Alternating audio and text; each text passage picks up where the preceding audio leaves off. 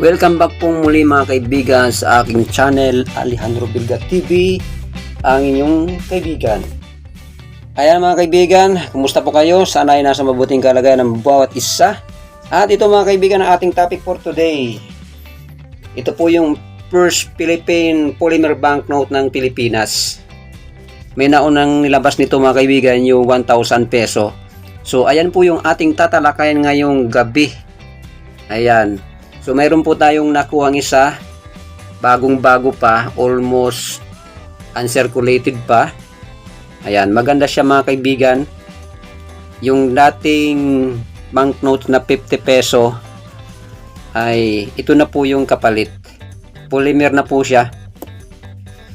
So bago ang lahat mga kaibigan ay don't forget to subscribe. Ayan mga kaibigan, ano po ba ang hinahanap natin sa gantong klase ng banknotes? So talakayin muna natin mga kaibigan ang makikita sa gantong klase ng banknote ng Pilipinas. So ayan mga kaibigan, makikita mo dito sa harap itong Visayan leopard cut or maral sa kanila. Hindi po yan yung musang mga kaibigan. At makikita mo dyan yung gumamela. Gumamela po yan mga kaibigan. At dito naman sa gilid yung logo ng Pilipinas at saka yung sa Bangko Sentral ng Pilipinas. Ayan.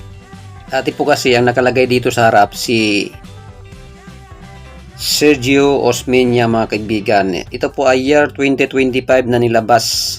So ayan, kung may nagbebenta na ganito sa inyo ay huwag nyo pong bibilin kasi bawal po ibenta yan mga kaibigan. Ito po ay ginagamit na legal tender sa Pilipinas, pambili at pambayad ng mga kautangan natin mga kaibigan.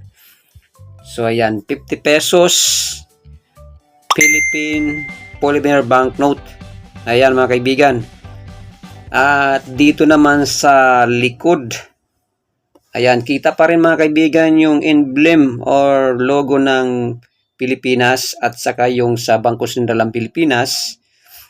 At mayroon siyang mapa ng Pilipinas at araw dito, at meron siyang isda na maliputo na matatagpuan sa lawa ng Taal Lake sa Pilipinas sa lugar ng Batangas mga kaibigan. Yan po ay sa English ay giant trevally. Kaso nga lang itong maliputo na ito mga kaibigan ay nakatira sa freshwater kasi po ang lawa po ay freshwater. Ayan, na-adapt niya yung freshwater. Kasi marami niyan sa marine water ng Trevally mga kaibigan or maliputo. So ayan po yung makikita dyan, yung Taal Volcano sa Batangas. Yan mga kaibigan ng ating 50 pesos polymer banknote. Ang unang-unang dahilan bakit gumawa ang Pilipinas ng polymer banknote, kasi po ito ay mas matibay ng 10 taon kisa doon sa una nating mga pera na gawa sa cotton at linen mga kaibigan. Yan po yung unang-unang dahilan. At ito po ay waterproof. Hindi basta-basta kakapitan ng dumi. O pwedeng hugasan. Hindi yan basta-basta mga kaibigan mapupunit yung ating polymer 50 pesos banknote mga kaibigan. Katumbas ito sa United States dollar mga kaibigan ng $0.86 ang 50 pesos natin mga kaibigan. So, sa mga coin collector, banknote collector mga kaibigan, wag po kayong maniwala na ito ay libo-libo ang halaga. Hindi nga po ito binibenta kasi baka po tayo makasuhan ng BSP. Kaya ito po ay gamitin natin sa pamimili at pagbayad ng utang mga kaibigan.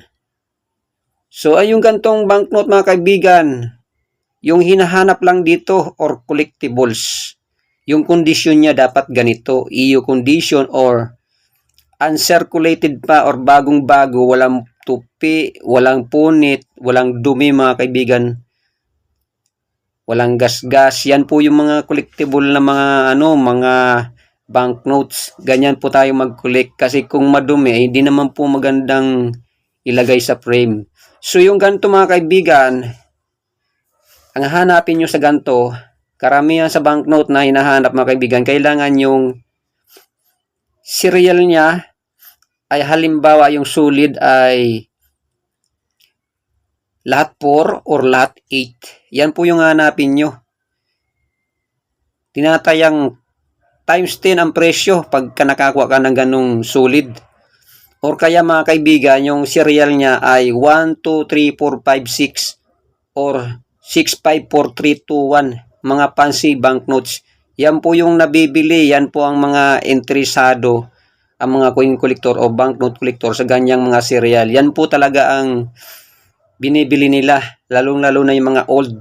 Mahal po yun pagka mayroon kayong ganun sa mga lumang banknotes na serial na solid o kaya mga yung magkakasunod mga kaibigan.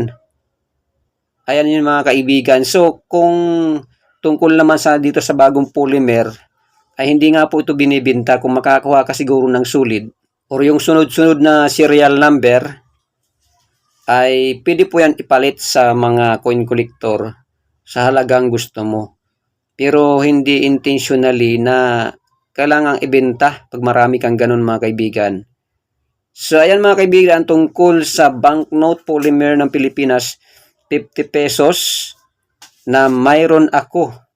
So, ito po ay hindi collectible para sa akin kasi hindi naman po siya solid serial. Saka yung prefix niya, ito po yung prefix. Hindi siya AA o kaya XX. Kung makatsamba ka ng ganon mga kaibigan, yung pareho AA tapos solid pa or sunod-sunod na number, yan po yung mga collectibles na banknote. So marami pong salamat mga kaibigan sa inyong pagtitiwala. God bless you all. Bye-bye!